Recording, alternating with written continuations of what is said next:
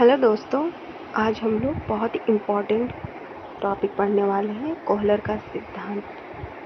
Kohler ने सूर्य अथवा अंतर्दृष्टि के सिद्धांत का प्रतिपादन किया था।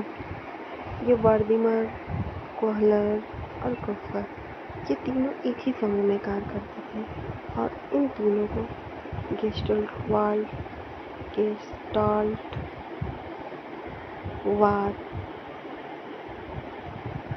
कहा गया है। ठीक है। और ये जो तीनों गेस्टाल्टवादी थे, ये तीनों समूह में मिलकर कार्य करते थे और फिर उन्होंने कोहलर ने एक प्रयोग किया और अपने इस प्रयोग में उन्होंने वनमानुष को लिया और उस वनमानुष का नाम सुल्तान रखा और इनके सहयोगीकर्ता कोहलर थे, जिन्होंने इस प्रयोग में कोहलर का सहयोग किया और कोहलर ने सन 1912 ईस्वी में अपने इस सिद्धांत का प्रतिपादन किया। तो प्रयोग करके उन्होंने सुल्तान नामक एक वनमानुष का प्रयोग किया 1912 में और उनके सहयोगकर्ता कोहलर थे।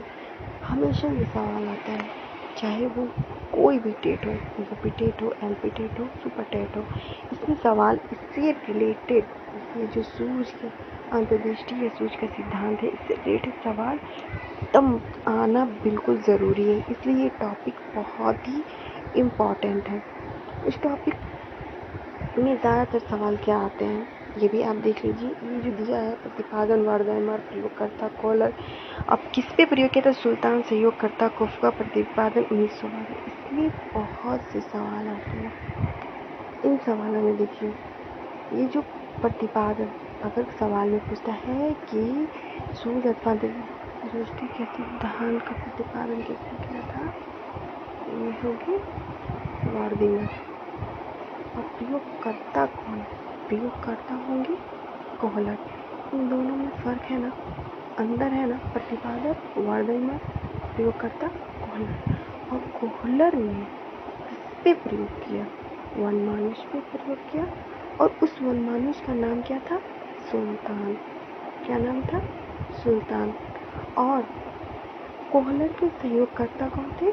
कोहलर। और कोहलर ने कब किया था अपने इस सिद्धांत, सूर्य अथवा अंतर्दृष्टि के सिद्धांत का प्रतिपादन कब किया था? 1912 में। अब आप देख सकते हैं कि यहाँ पे कितने सवाल बनते हैं।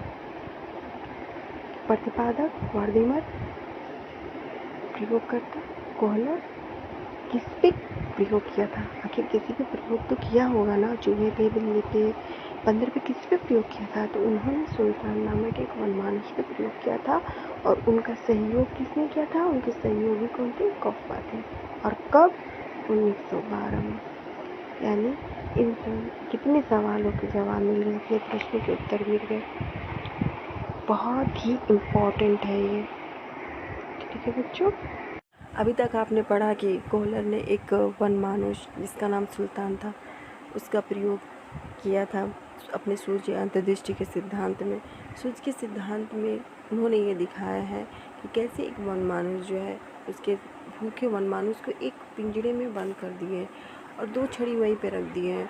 तो जैसे ही वनमानुष उस केले को देखता है तो उसके अंदर भूख तो उसको लगी रहती है, वो चाहता है कि कैसे इस केले को तोड़ करके अपनी भूख मिटाई जाए। फिर उसने एक छड़ी को उठाया तब केला तक उसकी छड़ी नहीं पहुंच पाई, तो फिर उसने दूसरी रखी हुई छड़ी को उसमें जॉइंट कर लिया। ये जो रखी हुई है ना छड़ी, इसको उसने दोनों को एक दूसरे को जॉइंट कर लिया और जैसे ही जिसने जॉइंट किया तो वो दोनों छड़ी इस केले तक पहुंच गई। और पहुंचने के बाद सुल्तान ने इस केले को जो है वो तोड़ा और अपनी भूख को मिटाई।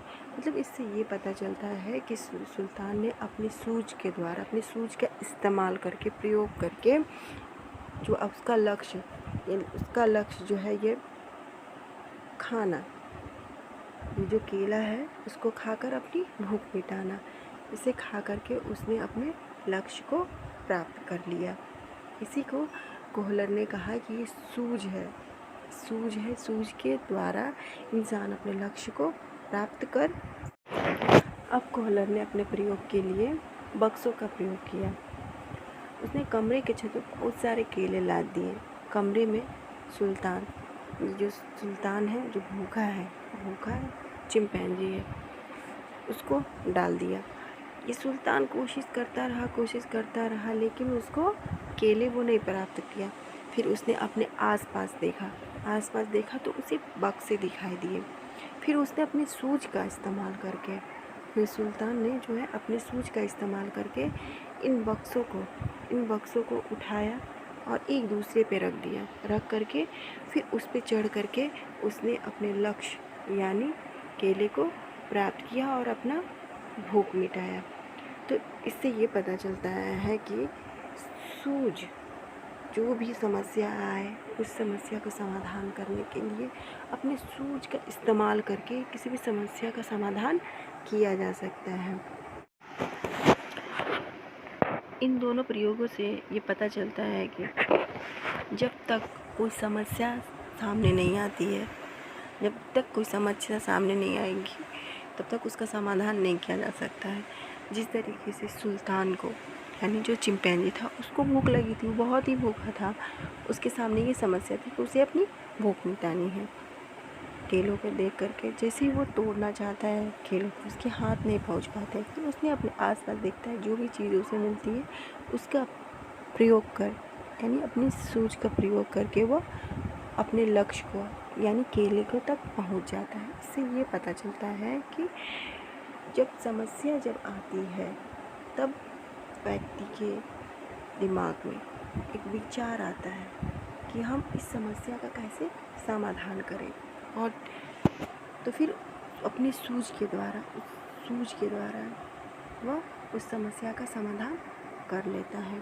और एक और आपका ये मेन बहुत ही इम्पॉर्टेंट सवाल है कि जो सिद्धांत कोहलर ने जो अंतर्दृष्टि या सूझ का सिद्धांत दिया था उसमें अपनी किस बुक में दिया था। अक्सर सवाल ये आते हैं कि कोहलर ने किस पुस्तक में ये सूझ या अंतर्दृष्टि के सिद्धांत का में उनकी व्याख्या मिलती है। तो ये जो पुस्तक है उसका नाम है गेस्टाल्ट मॉर्फोलॉजी, और ये कब दिया था 1959 ईस्वी में। ठीक है, याद रखिएगा इसको, पुस्तक का नाम गेस्टाल्ट मॉर्फोलॉजी 1959 में की थी।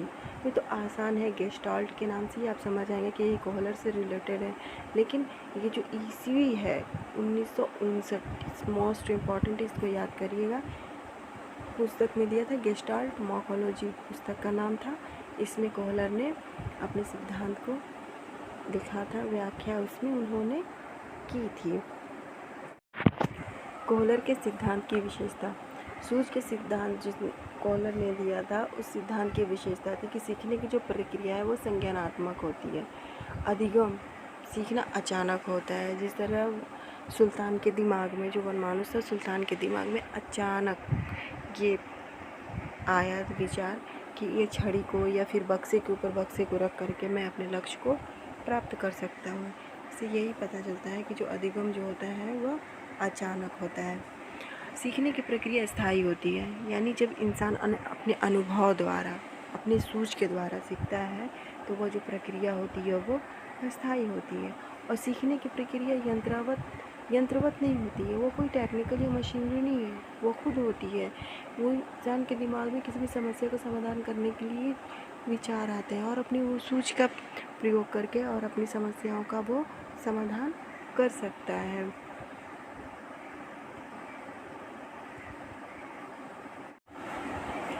इस सिद्धांत से रिलेटेड कुछ सवालों को भी जान लिया जाए। जैसे सूझ के सिद्धांत का प्रवर्तक किसको माना जाता है? जो ये सिद्धांत जिसने दिया था, सूझ या अंतर्दृष्टि का सिद्धांत, उसके प्रवर्तक किसको माना जाता है? तो उसका प्रवर्तक है कोहलर। कोहलर किससे संबंधित है? तो सवाल आता है कि कोहलर ने जो अपना प्रयोग किया था, कोहलर ने जो अपना सिद्धांत दिया था वो किससे संबंधित है? तो वो है अधिगम से संबंधित।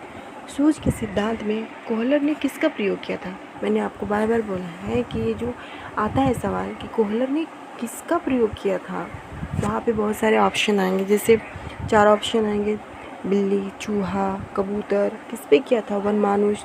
तो जो आप देखेंगे वनमानुष, तो उस पे क्या था, उसको सही ट्रिक करेंगे। और उस वनमानुष का क्या नाम था? सुल्तान। ऐसे ही और इम्पोर्टेंट टॉपिक पे वीडियो के लिए मेरे चैनल को सब्सक्राइब करें, शेयर करें और हाँ, कमेंट में लिखना ना भूलें कि आपको ये कैसा लगा पढ़ने में और क्या आप चाहते हैं पढ़ना और किस टॉपिक पे मैं वीडियो बनाऊँ उसके बारे में भी आप बताएं।